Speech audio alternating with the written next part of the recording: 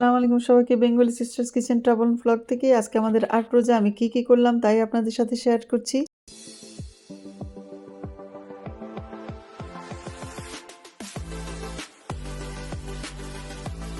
রোজার মাস মন চাইলো একটু সিমের বিচি দিয়ে আর হার্ড চিকেন দিয়ে রান্না করব। প্রথমে আমি সিমের বিচি নিয়ে নিলাম, শুকনো সিমের বিচি নিয়ে তাকে ভেজে নিলাম। ভেজে তারপরে তার মধ্যে দিয়ে দিলাম পানি দিয়ে কিছুক্ষণ ভিজে আমি কষলে কষলে সবগুলোর বিচির চামড়াগুলো উঠিয়ে ফেললাম। দেখতেই পাচ্ছেন আপনারা কিভাবে উঠাচ্ছি। দেশে অনেক ইজি হয়, এখানে একটু কষ্ট হাত দিয়ে সবগুলো উঠাতে, তাও আমি এভাবে উঠিয়ে নিলাম। হয়ে গেল আমার শুকনো সিমের বিচিগুলো বের করা। তারপরে আমি এটাকে সিদ্ধ দিয়ে চুলার উপরে বসিয়ে দিয়ে চিকেনটা রেডি করে নিলাম। চিকেনটাকে কেটে ধুয়ে নিয়ে নিলাম, নিয়ে তার মধ্যে দিয়ে দিলাম সব মশলা। পেঁয়াজ প্রথমেই দিয়ে দিলাম, আগে আমি পেঁয়াজ, তারপরে দিলাম কাঁচামরিচ, তারপর দিলাম আদা রসুন পেস্ট। রসুনটা আমি ডিপে করে রেখেছিলাম, আদাটা আমি নর্মালে ছিল তাই দিয়ে দিলাম। দিয়ে পর আমি দিয়ে দিলাম লবণ স্বাদ মতো, দিয়ে তারপরে আমি দেওয়া শুরু করলাম মশলা।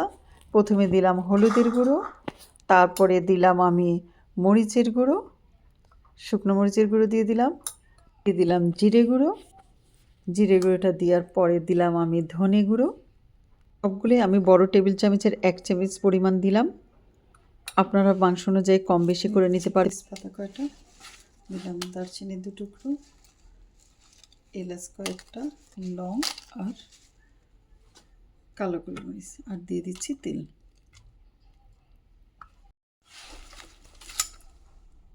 এবার মাখামাখির পালা, নিচ্ছি আমি ভালো করে সবগুলো মাখিয়ে। আর দেখতেই পাচ্ছেন পেঁয়াজ আমি একটু বড় বড় করে কেটেছি, কারণ হার্ড চিকেনের সাথে পেঁয়াজগুলো গলে যায় পরে। কুচি করে দিলে পেঁয়াজগুলো নিচে লেগে যায়, এই জন্য আমি সবসময় হার্ড চিকেনে বড় করে মোটা মোটা করে দিই। আপনারাও এভাবে দেবেন, তাহলে বুঝতে পারবেন আপনারা পার্থক্যটা কুচি করে দেওয়ার আর গোটা করে দেওয়ার মধ্যে। আমি ভালো করে মাখিয়ে নিলাম, দেখতেই পাচ্ছেন আমার এর মধ্যে কথা বলতে বলতে ভালো করে মাখিয়ে নিয়েছি। তারপর আমি দিলাম চুলায় বসিয়ে আর ঢাকনা দিয়ে।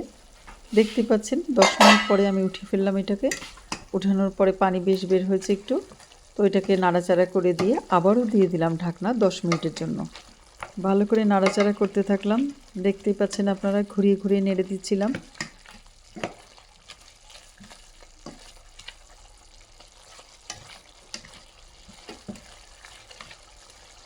নর্মাল চিকেন রান্না করতে এতটা সময় লাগে না, তাড়াতাড়ি হয়ে যায়। যেহেতু এটা হার্ড চিকেন, এটা আমি ভালো করে নাড়া দিয়ে ঢাকনা দিয়ে 2বার 10 মিনিট 10 মিনিট করে 20 মিনিট রান্না করে নিলাম।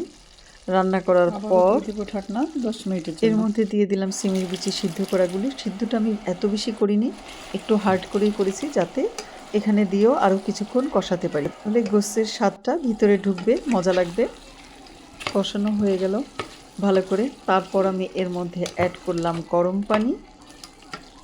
মনে রাখবেন সবসময় সিমের বিচি এবং হাড় যে কোনো বীজ জিনিসগুলো দিয়ে রান্না করতে গরম পানিটা ইউজ করাই ভালো, না হলে বিচিগুলো সহজে সিদ্ধ হয় না, অন্যরকম লাগে আর সময়ও অনেক বেশি লেগে যায় তখন। আর লাস্ট ফিনিশিং বাগার, আমি রসুনের বাগার দিয়ে দিলাম। মাশাল্লাহ, বাগারটা দেওয়ার সাথে সাথে কালারটা দেখতে পাচ্ছেন আপনারা, অনেক সুন্দর হয়ে গেছে, দেখতে বেশ ভালো লাগছে, আর খেতে তো মাশাল্লাহ ভালোই মজা হয়। আপনারা যারা যারা এখনও ট্রাই করেননি অবশ্যই ট্রাই করবেন, আর জানাতে ভুলবেন না কেমন হলো, কেমন মজা হলো।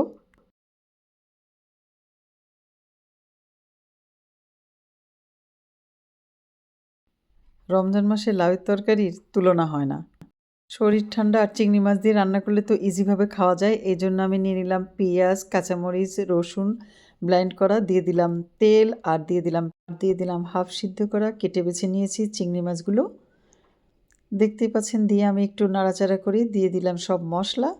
আর এতে আমি বেশি মশলা ইউজ করি না, হালকা মিষ্টি মিষ্টিটাই মজা লাগে লাউ তরকারি।